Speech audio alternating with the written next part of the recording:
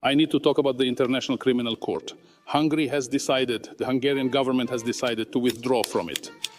We've come to believe that it has become a political court. So in recent years, it is no longer an impartial rule of law court, but a political court.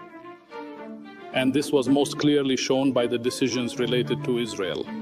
We believe that a democratic state that values itself like Hungary cannot and should not participate in an international court driven by political motivations. This otherwise important international judicial forum has been turned into a political tool, and we cannot and do not want to associate with it in the future.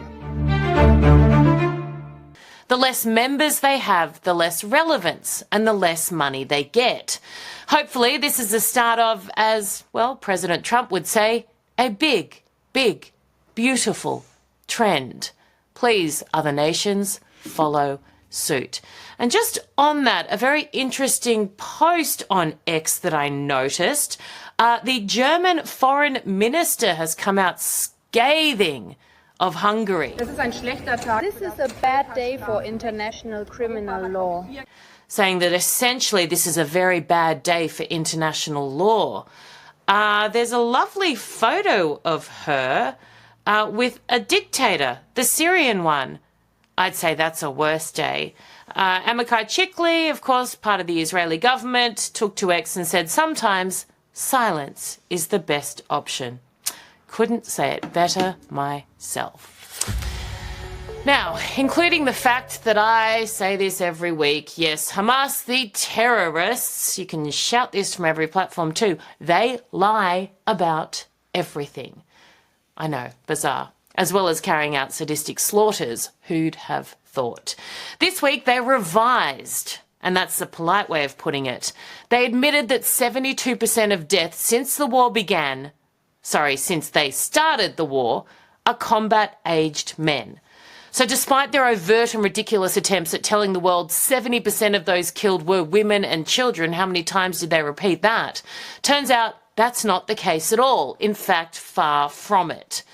Now, regardless, every single death of any innocent, particularly children, is a tragedy, but it is also the fault of Hamas and Hamas alone. They invaded Israel. Yes, we still have to remind people. They barbarically slaughtered over 1,200. They took hostages, some of whom they still have, and they refused to give them back, while simultaneously promising to kill Israelis over and over again.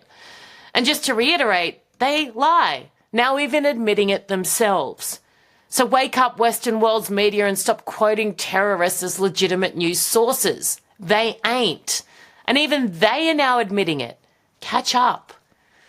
Actually, I'm a beacon for hope and truth. That's not entirely true. There is one circumstance where it appears Western media are sceptical, refuse to believe reports out of Gaza, therefore ignore them completely. And that's when it involves protests against Hamas. Throw into that category the shallow activists who pretend to be motivated only by the welfare of those humans in Gaza, that is, and you have the vast majority not even covering massive protests by the very people they purport to care about. In fact, Hamas themselves even confirmed they'd killed 6 in Gaza who'd taken part. Still, nothing. Crickets. Donuts. You see, as we all know, it has never been about anyone's welfare in Gaza, not even a little bit. The only thing the vacant mouthpieces care about is what they can weaponize against Israel and the Jews. Unfortunately, trying to blame Israel for protests against Hamas is, well, a bridge too far, even for the vast majority of them.